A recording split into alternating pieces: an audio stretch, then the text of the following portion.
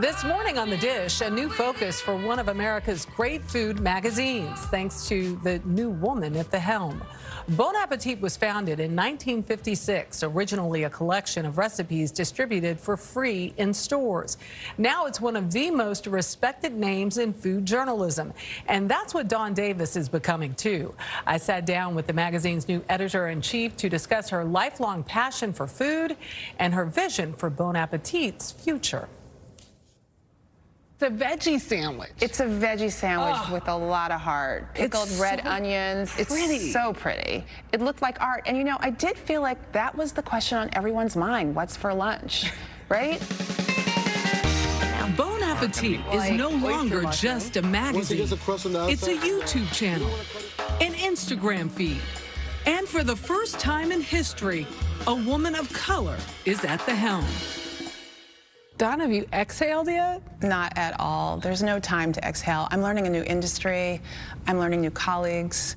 Meet Dawn Davis, a former Simon & Schuster book publisher, obsessive foodie, and now Bon App's editor-in-chief. How does it feel? It feels amazing. I've always loved food. I remember reading food magazines and looking at the editor's letter and looking at the title and thinking that seems like an amazing job. So I think I'm still in shock that I have that title. It's a welcome change for the Los Angeles native and Stanford grad who left a budding career on Wall Street 30 years ago to edit books. She's even written one. And wouldn't you know it, If You Can Stand the Heat was all about restaurants and chefs.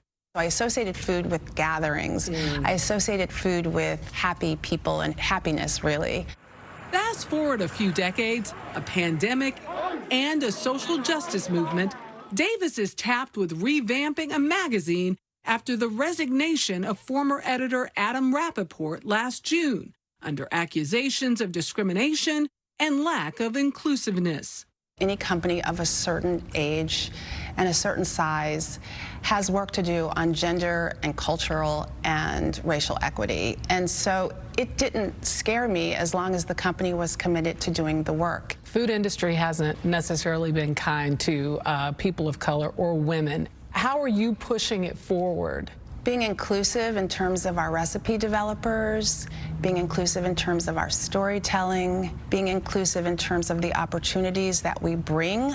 So that's one of the entrepreneurs we feature. Her debut issue this month leaned into that with a feature on essential workers called The Hands That Feed Us. There's a wonderful chef, Nancy Burgos Jackson, who works at a school cafeteria and at a food pantry. She's a trained chef. No one's ever featured her in the pages of a national magazine like we have. And so that's a difference of perspective that I hope the pages that I'm stewarding through will reflect. Just diversity of perspectives.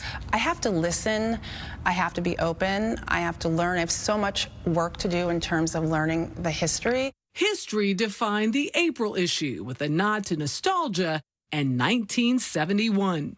You went retro. I went retro. I think I was thinking about 50 years ago, what would have happened. You know, it's looking around, and I found 3 things that really interested me. And just one place to get one. A quarter pounder person. That year, McDonald's introduced the Quarter Pounder. Starbucks opened. And you'll be in a world of pure imagination. And a food company called Quaker Oats produced a little movie called Willy Wonka and the Chocolate Factory. That homage to the era inspired the dishes for our meal. What do we have on the table? Beef Wellington served with some potatoes and a delicious green sauce that the test kitchen director, Chris Morocco, developed.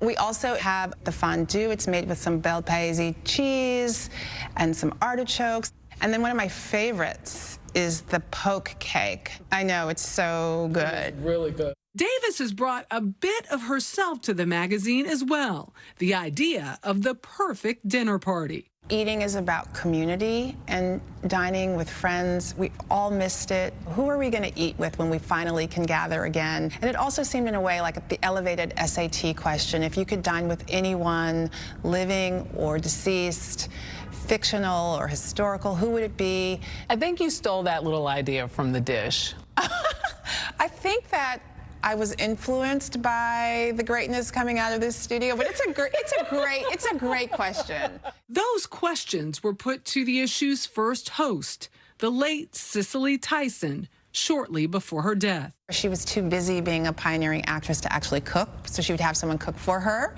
But she was very specific about the menu. It would be roast duck and fingerling carrots and potatoes lyonnaise and champagne, of course. And the reason I do it this way... Thinking out of the box and expanding the palate of readers are the strategies Davis is riding on.